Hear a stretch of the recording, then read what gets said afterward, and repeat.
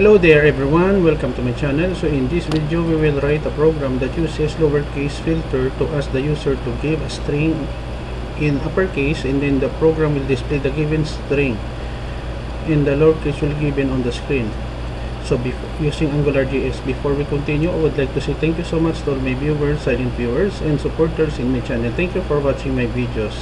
If you are new with my channel and then you like this video, please hit the like button. Don't forget to share and please support my channel guys by clicking the subscribe button. So let's begin. I will put a link in the video description where you can download the complete source code of our tutorial video for today for free in my two websites. You may click the notification bell so that you will be notified with my newly uploaded video. Okay. Write a program that uses lowercase filter to ask the user to give a string in uppercase format, and then the program will display the given string in the lowercase of the given string on the screen.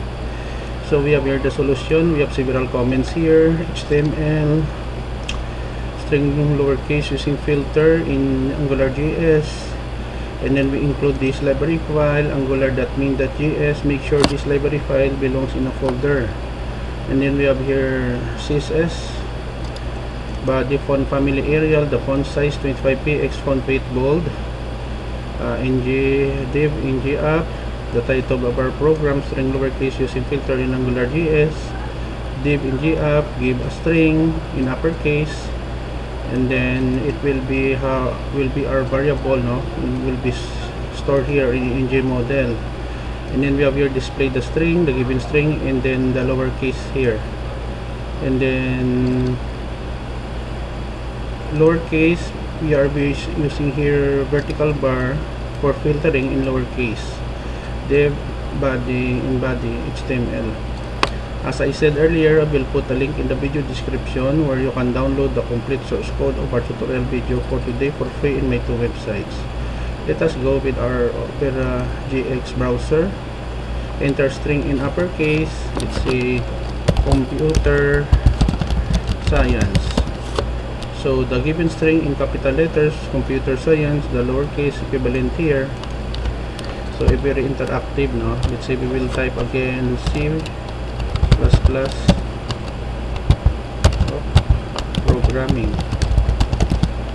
Okay, so we have here the output in uppercase and lowercase is ++ programming. Next, Ilonggo, grill. Okay, last example, Manila City. Okay, so we have here the given string Manila City, the lowercase Manila City.